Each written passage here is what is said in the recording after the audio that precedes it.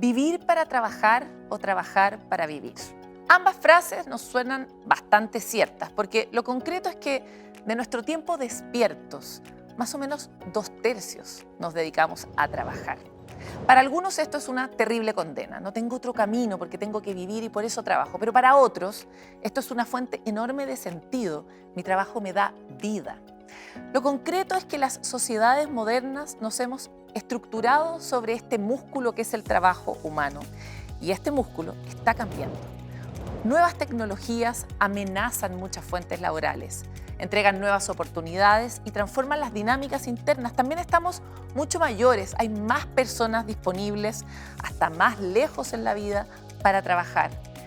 ¿Qué sentido queremos que tenga el trabajo en las sociedades presentes y en el futuro? En torno a esta pregunta hemos reunido al sector privado, al mundo de la visión pública y también a la academia para poder contestar con mejores alternativas y nuevos ingredientes esta pregunta. Bienvenidos todos a Hélice, encuentros que construyen futuro.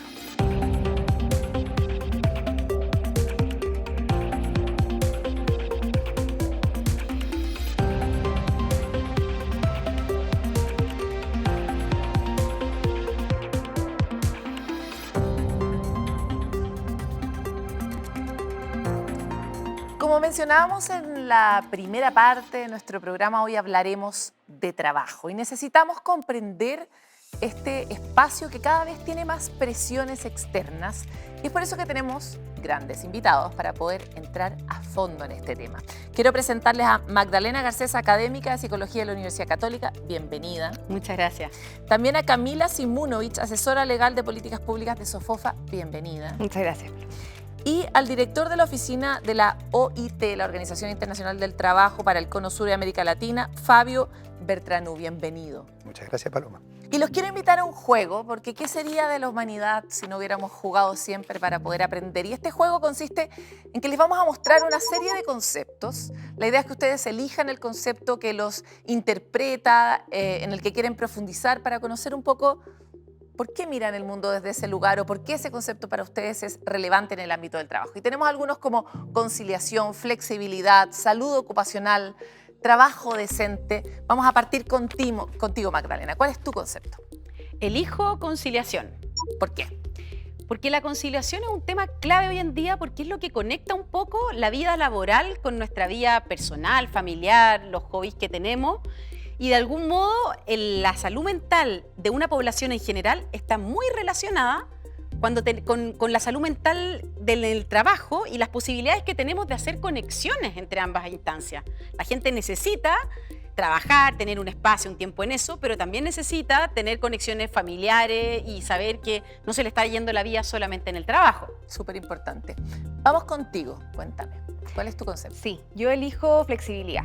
¿Por qué? Elijo flexibilidad porque, es un concepto que nosotros desde el sector privado hemos impulsado bastante, precisamente por parte de lo que dice Magdalena, porque es una herramienta que permite conciliar de mejor forma la vida personal con el trabajo y, por lo tanto, aumentar el bienestar de los trabajadores, la salud mental, y de la mano de todo eso va, por supuesto, el aumento de la productividad. En el fondo, mientras mejor sea el ambiente de trabajo, más productivo también va a ser el trabajo mismo. Y porque también es una herramienta que le permite a las empresas adaptarse a las distintas realidades y también a los nuevos desafíos del futuro del trabajo. Entonces, engloba todo eso desde la perspectiva de los trabajadores y también desde las empresas. ¿Y tú, Fabio? Bueno, yo elijo trabajo decente. Trabajo decente es un concepto que tiene que ver con el mandato de la Organización Internacional del Trabajo, ¿no? Promover el trabajo decente para la justicia social. Y además es un concepto muy importante porque es un legado que nos dejó un chileno en la organización, Juan Somavía. Un concepto multidimensional que trata de reflejar que las sociedades que progresan, las sociedades que evolucionan, están dotadas de este concepto multidimensional de trabajo decente, que significa no cualquier empleo, significa un trabajo adecuadamente remunerado, un trabajo protegido, un trabajo seguro y saludable, un trabajo que respeta los derechos y también que incorpora la posibilidad de la libertad del diálogo social. Y este es un concepto que converge en la realidad del mundo del trabajo, donde el sector privado, los empleadores, los trabajadores, junto con el gobierno, pueden consensuar, pueden concertar las políticas laborales para una sociedad. Igual me encantaría volver contigo, Magdalena, porque algo que es interesante es entender que todos estos conceptos han sido parte de una realidad que es móvil, ¿no? En algún momento conciliación no era una posibilidad, probablemente incluso en un momento no tan lejano, cuando nosotras salimos de la universidad, conciliación no era realmente relevante. Trabajar mucho, muchas horas, era lo mejor visto. Y sin embargo la sociedad se ha movido y las necesidades también. Y ahora a nosotros mismos que trabajamos en ese otro mundo, este mundo nos parece muy razonable. Entonces me encantaría saber cómo crees tú que evoluciona y cómo nos adaptamos a las necesidades nuevas de los tiempos sin criticar siempre o plantear que siempre un tiempo pasado fue mejor. Claro, porque el gran tema es que el trabajo en las últimas 4 décadas se ha transformado totalmente. O sea, el trabajo se ha intensificado mucho más. Las estadísticas muestran, de la OIT, muestran cómo tener hoy un contrato indefinido, laboral, ese trabajo de oficina en el que uno estaba todo el día, para los que han visto The Office, qué sé yo, es un trabajo cada vez menos común. Hoy lo que tenemos es mucho trabajo informal y de hecho con el concepto empleo muchas veces dejamos fuera lo que es el trabajo. Asociamos que solo el trabajo es algo que tiene que ver con algo remunerado. El trabajo cuidado, el estudiar, también es una forma de trabajo. Necesitamos, de algún modo, entender que el trabajo juega un rol a nivel de la salud mental como el juego en los niños. El trabajo nos inscribe como seres sociales en una sociedad, una fuente de salud mental, de identidad, de propósito, sentido, organiza nuestras vidas. Entonces, en general, cuando uno dice, bueno, lo mejor sería si yo me ganara la lotería, dejo el trabajo, la verdad es que no es sano, no es saludable, pero tampoco es saludable que el trabajo me consuma por completo y que yo no pueda tener ningún tipo de vida más allá de lo que hago remuneradamente, en el fondo. Súper interesante. Y me encantaría avanzar contigo, Camila, porque efectivamente el mundo está avanzando hacia medidas más flexibles, el mundo que puede. Hay otro mundo que en general la gente que tiene un trabajo formal, decente, puede avanzar en una conversación de flexibilidad, pero si no, flexibilidad en otros casos también es abuso. O visitas a ese otro lugar. Entonces, me encantaría saber cómo ustedes reflexionan sobre estas distintas realidades del trabajo que ocurren en el trabajo informal, con la llegada además de nuevas plataformas digitales que han cambiado mucho las reglas del trabajo. Cómo cuidar la flexibilidad como un valor y que no se convierte en el gran argumento para transgredir lo humano. Sí, no, eso es súper importante. O sea, y de hecho, conectarlo y enlazarlo con el concepto de trabajo decente es fundamental, porque es Si no, no existe en el fondo. exacto, no, es flexibilidad dentro de ese marco. Y nosotros lo que entendemos por flexibilidad es un poco poder ver cuándo, cómo y dónde trabajar. Y todas estas, si te fijas, son herramientas que permiten a las personas, precisamente que están en la informalidad, por ejemplo, porque tienen dificultades en acceso de mecanismos de cuidado o porque tienen otras responsabilidades, en el fondo otros horarios, otras formas de funcionar, en el fondo le entregan más opciones para incorporarse al trabajo formal, que es el trabajo protegido por la seguridad social, que es el trabajo más estable, que entrega más seguridad. Entonces, vemos un poco que juega un rol súper importante en precisamente la formalización y en particular la formalización femenina, la formalización de las mujeres que tienen más estas dificultades de conciliación porque tienen un rol que tradicionalmente porque todavía es así el rol de las mujeres. Exacto. Mucho más cargado, ¿no? Exacto. Entonces, la flexibilidad son herramientas y la idea es que responda a las necesidades de los trabajadores y también a las necesidades de las empresas, que van a ser distintas dependiendo del rubro que estamos hablando. Sí. Y retomando un poco parte de las cosas que plantearon acá y de lo que tú mismo dijiste, me surge una pregunta bien primaria, que es como, ¿conquistamos el trabajo decente o es una tarea sin fin, Fabio? Bueno, esta es una pregunta muy importante, Paloma, porque trabajo decente y crecimiento económico es justamente el objetivo de desarrollo sostenible número 8 de la Agenda de Desarrollo Sostenible. Pero suena Agenda difícil, 2030. ¿no? Porque muchas veces el crecimiento empuja en el sentido contrario. Y efectivamente, como es un concepto multidimensional, tenemos el apoyo de CEPAL, que hace un seguimiento de los indicadores que tienen que ver con el trabajo decente. Y efectivamente estamos, si se quiere, a mitad de camino. Hemos tenido progresos muy importantes, pero en distintas dimensiones todavía insuficientes. Un ejemplo concreto, la participación laboral femenina. Hemos tenido un gran progreso, pero el crecimiento de esa participación ha sido relativamente modesto. Creo que hay muchos aspectos positivos para destacar. La extensión de la protección social. Hoy tenemos sistemas de protección social con distintas formas de financiamiento que alcanzan a la gran mayoría de la población. Sin embargo, tenemos todavía un gran desafío en la adecuación de las prestaciones. Tenemos prestaciones que son insuficientes. Hoy tenemos un debate en Chile muy intenso sobre el futuro del sistema de pensiones, pero las otras ramas de la seguridad social también presentan aspectos similares. Entonces, en resumen, uno podría decir, estamos en buen camino, hemos tomado conciencia de la importancia que tiene el trabajo para nuestras sociedades, para las personas, pero todavía tenemos que hacer un gran esfuerzo en fortalecer las instituciones que tienen que ver con el mundo del trabajo e involucrar a los distintos actores que forman parte de ese mundo del trabajo y la producción. El trabajo no simplemente como una carga, sino también como un vector que muchas veces conduce y da sentido a nuestra vida, pero no a cualquier precio, con unas ciertas condiciones de protección, parece ser lo que cualquiera de nosotros querría. Y esto en un mundo que está cambiando todos los días y que nos dice, mira, parece que tal vez ya no es necesario ni siquiera que vengas a la oficina.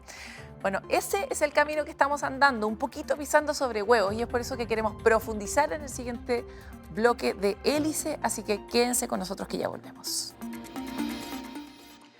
Volvemos en Hélice y la idea es que este encuentro nos permita construir un futuro que no es fácil de construir, porque voy a poner algunas partes en esta conversación que son difíciles de conciliar. Primero, la sociedad ha tenido una búsqueda de mayor bienestar en el contexto del trabajo y hemos hablado mucho sobre derechos, sobre la necesidad de equiparar un poco la cancha, no solo para hombres y mujeres, sino en general para las distintas diversidades que constituyen nuestra sociedad. Pero también en un momento de todo este camino vino la pandemia y la pandemia nos mostró que tal vez otro mundo era posible y que las cosas que hacíamos de una manera también las podíamos hacer de otra. Y significó inevitablemente una reflexión humana sobre el trabajo muy profunda, que trajo nuevas prácticas. Pero también, a la vueltecita de la pandemia, había una gran avalancha que no veíamos con claridad y se llamó inteligencia artificial. E instaló entre nosotros un fantasma de seguramente lo que haces, alguien lo va a hacer mejor y ese alguien va a ser una máquina. Y te vas a quedar sin trabajo, van a reemplazar tu trabajo, en fin. Mientras existen los positivos que dicen, no, vas a trabajar menos, vas a ganar lo mismo, va a ser súper bueno. Y por otro lado, hay otra gran cosa que los humanos hemos empujado y es que hemos empujado la barrera de la vida. Entonces somos poblaciones cada vez mayores.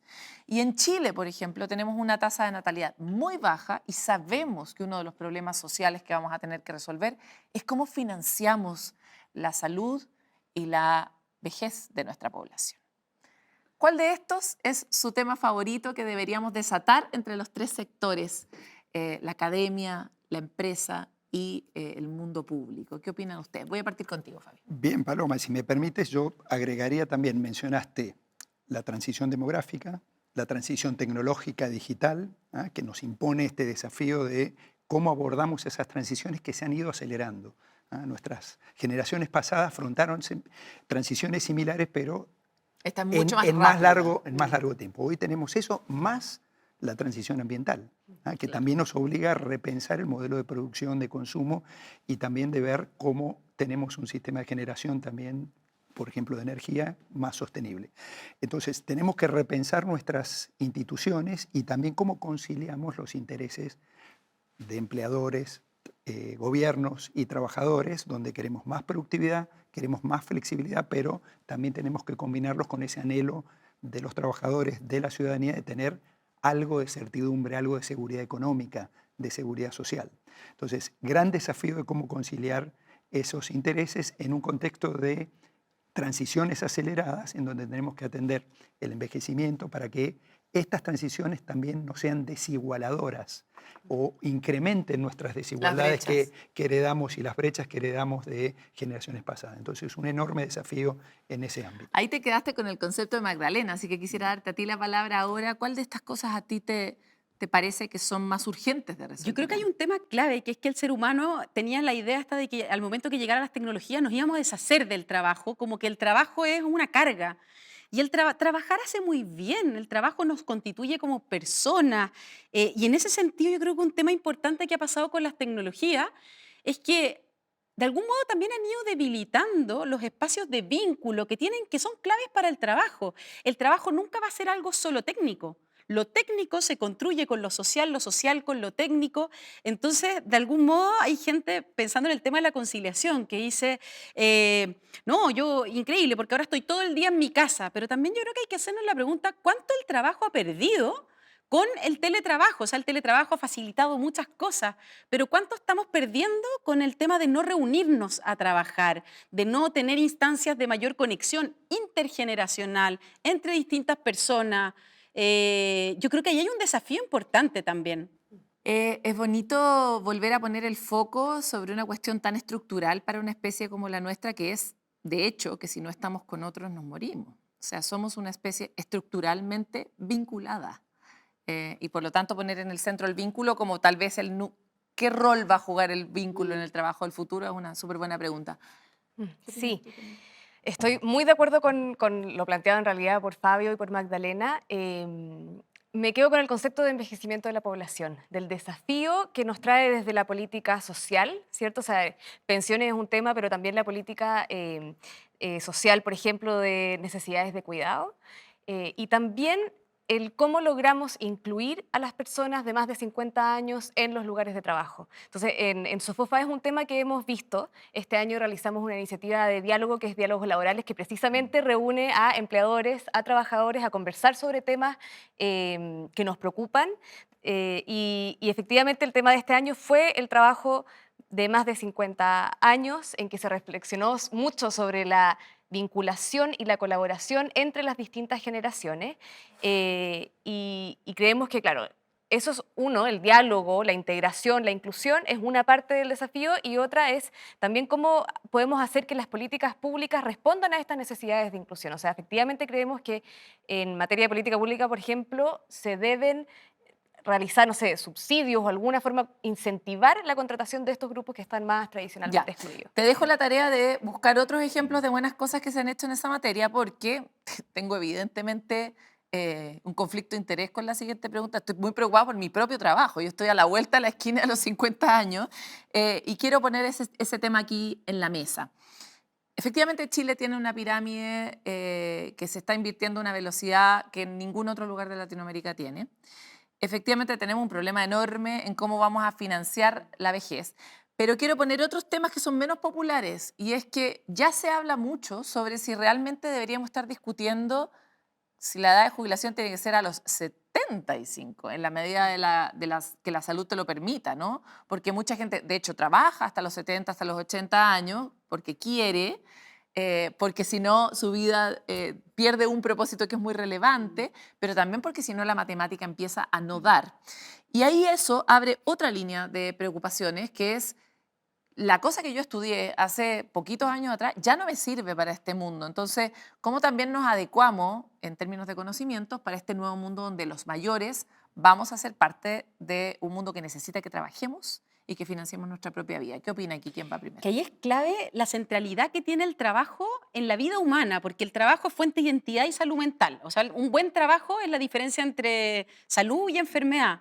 También en términos de inserción social. O sea, en el trabajo yo desarrollo relaciones, y dinámicas como el reconocimiento son claves para la salud mental, el que otros me reconozcan, que sepan lo que yo hago, y también para el aprendizaje. O sea, uno nunca... Un trabajo va a ser llegar y va a ser 100% mecánico. Yo siempre voy a tener que poner incluso al servicio de ese trabajo una inteligencia práctica. El trabajo es clave para la creatividad humana también. Entonces yo creo que los estudios muestran que las personas cuando se jubilan o dejan de trabajar se tienden a deprimir porque su yo se empieza a empobrecer. Entonces yo creo que también su contacto con otros, o sea, el trabajo como excusa para encontrarse con otros. Entonces hay que salir un poco del molde de que el trabajo es un empleo, que tiene que ser en una oficina. Es una carga, es un y problema. Claro, y creer que todo el mundo además trabaja así. O sea, tenemos que empezar a pensar en nuevas formas y también atrevernos a promover distintas dinámicas. Por ejemplo, la asesoría que te puede prestar alguien que tiene mucha experiencia, cómo puede calmar la angustia de alguien nuevo, que típico conflicto de mis estudiantes dicen, profesora, me piden entrar a este trabajo porque tenga experiencia, pero acabo de salir. ¿Cómo voy a tener experiencia? ¿Cómo voy a juntar la experiencia si nadie me quiere Por contratar? supuesto. ¿Cómo nos acompañamos en ese proceso? Para complementar lo de Magdalena, claro, tenemos este desafío que se han desdibujado ciertos límites e instituciones tradicionales que teníamos en el mundo del trabajo. Antes teníamos una relación laboral, un lugar de trabajo, un tiempo de trabajo, un periodo en que trabajamos, un periodo que nos retirábamos, ¿no? Esto con el teletrabajo, puedo trabajar en todo lugar y en todo tiempo. Esto tiene consecuencias para la vida personal de las personas, también un enorme desafío para las empresas de cómo organizar el trabajo y compatibilizar con las preferencias de los trabajadores. Tenemos un gran desafío de cómo organizar también la protección social, los sistemas de pensiones, en donde tenemos que efectivamente promover distintos tipos de políticas complementarias. No es solamente ajustar la edad de retiro para hacer más sostenible la ecuación financiera que tendría un sistema de pensiones, sino garantizar que esas personas que tienen que trabajar más tiempo no queden excluidas a partir de los 50, 60 años del mundo del trabajo, o que hayan oportunidades justamente para tener un envejecimiento saludable, porque ha cambiado también el paradigma de la gerontología, ¿no? En el sentido que necesitamos que en la tercera, cuarta etapa de nuestra vida sigamos teniendo algún tipo de actividad que no necesariamente tiene que ser productiva con un salario, pero tiene que haber algún tipo de conexión con la sociedad. Entonces ahí tenemos que repensar todas estas instituciones. Y cierro con la idea también de Magdalena de repensar el aprendizaje, ¿no? El aprendizaje a lo largo del ciclo de vida, no solamente para las distintas etapas, sino que tenemos que pensar en que las personas tienen que tener habilidades tienen que acompañar a esta persona durante toda su vida. Y que por tanto seguir estudiando. Y tener la capacidad de adquirir nuevas habilidades en las distintas etapas. Claro. Camila, me encantaría saber qué han observado ustedes en esta población, porque efectivamente algo que decía Magdalena es muy relevante. Puede que yo logre y quiera tal vez trabajar hasta los 80 años, pero puede que no quiera hacerlo de la manera en que lo hago ahora. Por ejemplo, como el formato del trabajo. Puede que la sociedad esté muy pro joven y haga que uno crea que los viejos ya no tienen nada que enseñar, ¿no? Los mayores no tienen nada que enseñar. Entonces, cuéntanos qué han aprendido ustedes de ese segmento en específico y cómo la empresa, no solo a través de los subsidios, podría encontrar una manera mejor de incluir a esta población. Sí. Bueno, ahí es clave la capacitación y la reconversión. Un poco lo que decía Fabio de cómo tomo las habilidades y las competencias que tiene una persona ya en ciertas posiciones. Por ejemplo, no sé, vemos las cajeras de supermercado que tienen ciertas habilidades de organización, de colaboración. En el fondo tienen habilidades que después podemos ver cuáles son, identificarlas y ver cómo se pueden transformar para trabajos más del futuro. ¿Ya? Entonces no partimos desde cero, sino que ganamos todo lo que ya trae la persona en su historia profesional y laboral para ver cómo reconvertimos estas a las nuevas necesidades del trabajo del futuro. Entonces ese es un foco que hemos visto bastante. Y también un poco, volviendo a los conceptos anteriores, que es la misma flexibilidad, porque también sabemos que la población mayor, que ya ha trabajado, ¿cierto? Que ya en el fondo quizás podría tener ya la edad de jubilación, no tiene la necesidad quizás de trabajar una jornada de tiempo completo, por ejemplo, sino que prefiere jornadas más cortas. Entonces la flexibilidad también ayuda en ese sentido a incorporar a este grupo que está más excluido. O roles más de consejero. Oye, vamos a hacer una pausa aquí, pero creo que es muy relevante que retomemos algunos de los conceptos que quedaron acá, porque el espacio del trabajo está teniendo muchas transformaciones y la manera en que vamos a utilizar nuestras capacidades en ese lugar también está cambiando aceleradamente.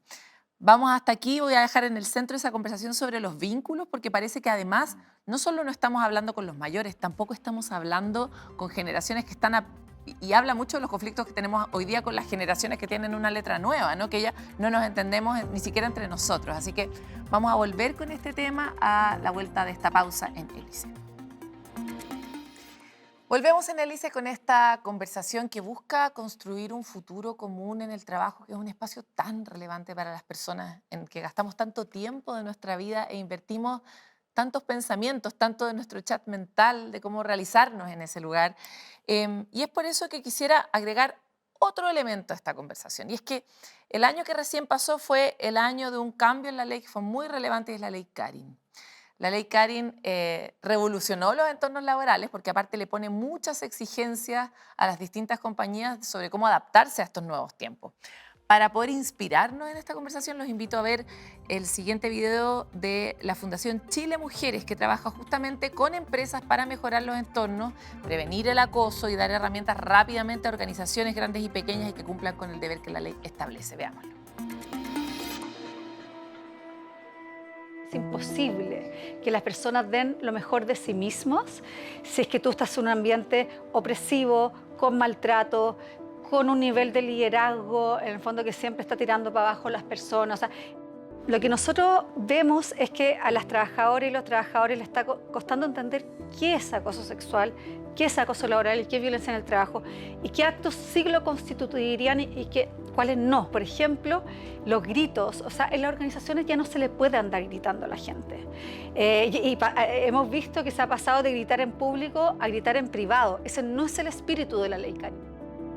Como fundación hicimos una guía junto con la OIT, la Organización Internacional del Trabajo, que es una guía que reúne todo el marco legal del Código del Trabajo, regulatorio, normativo, los dictámenes de dirección del trabajo, a través de preguntas y respuestas para ayudar al entendimiento de este marco, que es bastante complejo porque tiene muchos instrumentos legales.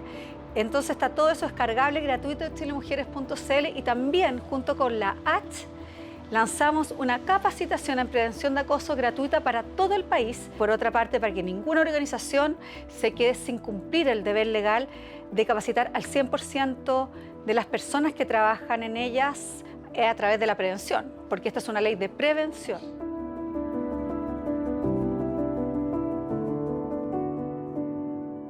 Bueno, este tema es realmente apasionante porque además pone el foco más allá de las mujeres, pone el foco sobre la violencia, una violencia que está muy normalizada en el entorno del trabajo, pero también pone el foco sobre los liderazgos.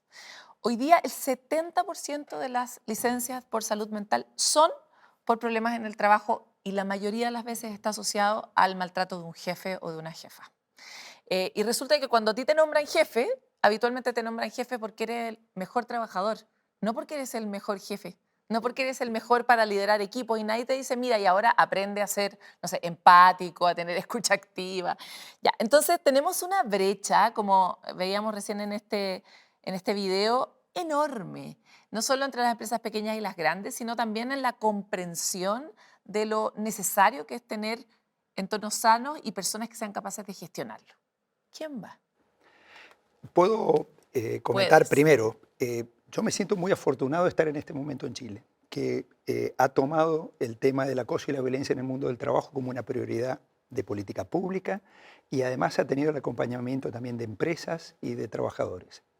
Como has dicho, Paloma, esto deja una huella muy importante, que no es una huella positiva, es una huella negativa en términos de productividad, en términos de calidad del trabajo, en términos de dignidad para los trabajadores y trabajadoras en salud mental. Entonces, en algún momento teníamos que abordar este tema, entonces es muy positivo que como sociedad estemos abordando este tema. Hay una legislación nueva que es muy difícil de implementar en el corto plazo, va a requerir un esfuerzo enorme de todos los que formamos parte del mundo del trabajo y con aliados como Chile Mujeres, como las mismas organizaciones de empleadores y por supuesto los servicios públicos. Gradualmente creo que va a haber una implementación exitosa y vamos a ir tomando el pulso de la importancia que tiene esta dimensión. Entonces, por el lado de la OIT, muy complacidos de poder acompañar este gran esfuerzo porque creo que es un tema que no podíamos postergar más. La huella social que deja la violencia y el acoso en general, pero particularmente en el mundo del trabajo, es muy importante. A mí me pasa que la ley Carin, creo que su principal mérito ha tenido que ver con que puso sobre la mesa el que empecemos a hablar de violencia, maltrato, de salud mental también. La salud mental, los chilenos, sigue siendo un tabú importante. Y algo interesante es que la ley de acoso laboral está asociada al protocolo de vigilancia de riesgo psicosocial del trabajo, que en Chile lo tenemos hace 10 años. Somos de los países de Latinoamérica que empezamos a liderar este tema y hoy en Latinoamérica solo Chile Colombia y México tenemos una ley de riesgos psicosociales del trabajo que nos obliga a evaluar, medir y hacer estrategias de intervención sobre los riesgos psicosociales del trabajo. Que eso es súper importante. Es que es muy nuevo en Latinoamérica, es muy propio como de los países más desarrollados, pero efectivamente aquí estábamos un poquitito atrás y ahí me encantaría saber, Camila, cómo ha sido, pregunta micro incómoda, la resistencia de las empresas, porque ya, como somos los chilenos, ya hay chistes sobre la ley Karin, como, claro, porque ahora ya no se puede decir nada por la ley Karin, porque claro, entonces, ¿cómo has visto organizacionalmente la adopción de esto y la disponibilidad desde el mundo empresarial a transformarse? Es un movimiento bien fuerte. Sí, sin duda, pero la verdad es que he visto muy buena disposición de parte de las empresas de tomar esta ley precisamente desde la prevención. Entonces ha habido muchas dudas, inquietudes, nos han llegado un montón de preguntas sobre la ley y desde SOFOFA también hemos realizado capacitaciones tanto a nuestras empresas socias como también a nivel interno. O sea, nosotros también como SOFOFA, como empleador, hemos tenido capacitaciones nosotros, el equipo, los directores, etcétera. Entonces, viendo un poco desde la importancia de la prevención, también cuál es el rol que tiene el diálogo dentro de las organizaciones para prevenir estas situaciones de violencia y acoso y el conocimiento. Yo revisé la guía que hizo Chile Mujeres con la IT y es realmente de muy buena calidad. Y lo primero que hace es definir los conceptos. ¿Qué entendemos por violencia? ¿Qué entendemos por acoso? ¿Qué entendemos por violencia a terceros? Y eso es fundamental también para saber para identificar cuándo estamos frente a estas situaciones. A pesar de que la ley Karin protege a todas las personas, sin importar ni su sexo, ni su definición, en fin, se ha tomado como algo que es para proteger a las mujeres. Obviamente, porque la mayor cantidad de acoso y maltrato también suele tener como víctima a una mujer, pero no es solo para las mujeres. Y en ese sentido también quería volver a instalar como cuáles son las brechas, cuáles son las resistencias, cuáles son las incomodidades que ha traído no solo esta ley, sino esta conversación a el mundo público que debiéramos abordar desde los tres sectores de una manera más frontal para poder avanzar a mayor velocidad. Sí, hay dos cosas. Claro, efectivamente se ha centrado en las mujeres porque la ley también pone un foco en el género, o sea, le entrega una visión de género y no solamente en los temas de salud mental, sino que en general en todo lo que son riesgos laborales, la nueva tendencia es que exista un foco en género y en la diferencia que pueda haber, y esto también porque en las mismas, tú diste la estadística de casi 70%, ¿cierto?, de enfermedades de salud mental, la mayoría también son mujeres. Entonces, es muy importante saber identificar, ¿cierto? Poner el foco en por qué pasan estas situaciones de violencia. Pero también ahí eso tiene que ver con que la mayoría de las mujeres se emplean en el sector servicios, sector salud, sector educación, que es donde están los principales riesgos psicosociales. O sea, en el fondo, entonces por eso también es importante. Sí, el otro día decía, como cuando ustedes piensan que alguien los atiende, habitualmente, ¿quién los atiende? Una Claro. mujer. ¿Dónde? En el Claro, en el coso de el servicio al retail, cliente. por Sí, ejemplo, obvio. ocupa principalmente mujeres. Entonces también algo bueno de la ley Karin es que se ancla con este protocolo de vigilancia de riesgo psicosocial, que hoy se cambió a un cuestionario que incluye el acoso como una de las variables a evaluar. Entonces, tal vez como que todo el mundo reaccionó, la parte como penal se le ha dado mucho bombo al tema de lo legal, las consecuencias, pero lo bueno de la ley Karin es que tiene toda una pata muy importante que es el tema de la prevención, Claro. que empecemos a aplicar Es lo este que tú decías, protocolo, Camila. que empecemos a hablar de cómo somos, de qué nos pasa, de De lo que atrevernos. hemos normalizado, de lo que hemos Claro. normalizado en el tiempo, Y ¿no? sobre todo entender que uno de los problemas principales que tenemos en Chile es que tenemos una productividad que ha ido a la baja los últimos 40 años y que cuando abordamos el tema de la productividad metamos tecnologías, distintas cosas, pero nadie piensa lo importante que es la salud y el bienestar para la productividad. O sea, países... Y está muy estudiado. Está estudiadísimo. La correlación entre productividad y salud y bienestar laboral es clave. Es directa, claro. Oye, perdón, es que te quiero hablar Sí. de otro tema, porque si no, Bien, no vamos a vamos. alcanzar. Hablemos de inteligencia artificial. Perfecto. Quiero alcanzar a partir contigo sobre todo el tema de cuánto miedo deberíamos tener y cuál es la perspectiva que tiene la OIT justamente de esta nueva tecnología que está cambiando tanto nuestro mundo. Yo creo que miedo no, pero preocupación sí. Preocupación en el sentido que, como habíamos dicho, enfrentamos una incorporación muy acelerada de tecnología, digitalización e inteligencia artificial. Hace muy poquitos años, si hubiéramos hecho este programa, probablemente este no sería el tema central. Para nada. Efectivamente, esto va a tener un impacto en la cantidad de empleo que se generan en distintos sectores económicos y evidentemente pone en riesgo algunos empleos. Pero también hay diversos estudios que muestran la cantidad importante de empleos que también va a generar y de oportunidades que van a generar sectores económicos vinculados que utilizan la inteligencia artificial. Y nuevamente me parece que la preocupación más importante nuestra tiene que ser el incremento, el agrandamiento de las posibles brechas de aquellas personas trabajadoras o aquellas empresas, especialmente pequeñas empresas, que no tienen tanta facilidad para poder incorporar y adaptar la inteligencia artificial a sus procesos productivos. Entonces, hay un riesgo de incrementar las desigualdades en el mundo del trabajo y también en el entramado empresarial, ¿no? Entonces, ¿cómo tenemos políticas para poder facilitar la adopción de todas estas tecnologías, no solamente para las grandes empresas, sino también para las medianas y pequeñas? Y para los trabajadores, volvemos al tema del aprendizaje, ¿no? Cómo incorporamos estos temas en una estrategia de aprendizaje que no solamente es la educación, que es solamente Chile Valora, el INE, sino que también tenemos que incorporar el aprendizaje en los lugares de trabajo, ¿ah? Porque también volviendo a la importancia que tiene el concepto del lugar de trabajo y la importancia de la interacción con los pares. Claro, ahí porque aprendemos mucho un del montón. aprendizaje tiene que ver con eso, y no tiene que ver tanto con la inteligencia artificial en sí misma, sino la interacción entre los ¿Qué pares hacemos con ella? que permite un aprendizaje de cómo usar la inteligencia artificial. Entonces ahí hay una dimensión importante. Tengo 30 segundos por si quieren decir algo, porque tengo que ir a una pausa. Camila. Sí, no, la importancia de la capacitación, reconversión y educación también desde la educación escolar es fundamental para poder enfrentar estos nuevos desafíos de las nuevas tecnologías. Y tal como dijo Fabio, si vemos esto como una oportunidad, por cada empleo que se destruye va a haber la creación de un nuevo empleo.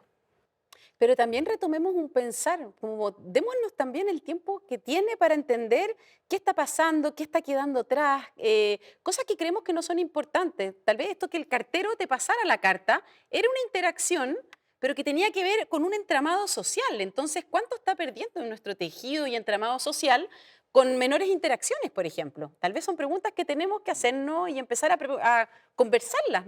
Yo no tengo respuesta, pero tenemos que empezar a conversar de esto. Y yo voy a agregar una muy patúa, porque yo no soy una invitada a este programa, pero me voy a autoconvocar porque otra gran preocupación es ¿para qué va a ser el trabajo humano si es que una máquina va a poder reemplazarme a mí? ¿Para qué voy a usar esta voluntad de trabajar por el mundo ahora en este nuevo escenario de máquinas, ¿no?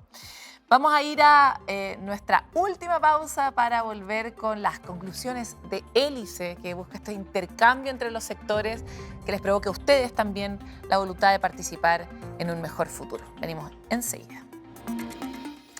Bueno, llega la parte final de nuestro programa en Hélice y ahora les queremos invitar a otro juego, porque no solo los niños, los adultos necesitamos mantenernos jugando a lo largo de la vida para aprender y para mirar desde los ojos del otro. Y por eso los quiero invitar a hacer el esfuerzo de pararse en los zapatos de otro y pedirse cosas entre ustedes, desde la academia, a la empresa, al mundo público. ¿Qué requerimientos tienen entre ustedes para poder acelerar este diálogo y esta transformación que está requiriendo el mundo del trabajo? Parto contigo, Magdalena. Yo creo que lo que le pediría a ambos es promover el diálogo, obviamente, y entender lo importante que es lo que estamos construyendo, que la sociedad se construye con el trabajo humano. Entonces creo que ahí es clave estos espacios de intercambio, el escucharnos más y el hacer conexiones. Yo creo que lo peor son las decisiones como aisladas entre distintos estamentos. Se piensa mejor de más personas. Yo creo que eso pediría, que nos encontremos más. Inteligencia colectiva. Camila. Pediría colaboración. Colaboración para nosotros es fundamental el rol que tiene la academia en aportar evidencia para la toma de decisiones y por supuesto también el rol de la OIT es fundamental en la divulgación, en el aporte de conocimiento también de todo lo que es el mundo del trabajo y sus relaciones y por supuesto en el diálogo. Bueno, yo también me sumo al diálogo social como una herramienta de construcción colectiva de la prospección, la proyección de dónde queremos llegar como sociedad. Y para eso el diálogo no surge en forma espontánea. Hay que comprometerse, hay que construir también a los actores que participan en el diálogo social. Por eso son tan importantes las representaciones del sector privado, de los empleadores, las representaciones de los trabajadores, esto que llamamos el diálogo social plus. Además, sumar a la academia, sumar otros actores del mundo del trabajo. Tenemos que enfrentar la transición energética, la transición ambiental, la transición demográfica, la transición tecnológica. La forma de abordar eso es con diálogo social para poder hacer las transformaciones sostenibles. Oye, a veces cuando miramos el futuro somos o tenemos una sensación como pesimista, como medio distópica de lo que puede venir adelante, en parte porque estamos un poco estresados a propósito de todas las distintas crisis que nos han tocado. Pero me encantaría saber si ustedes pudieran saltar al futuro, ¿cuál sería una palabra que representaría cómo creen que va a ser el futuro del trabajo?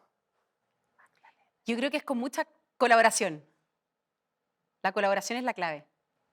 Oportunidades de reaccionar ante estos nuevos desafíos.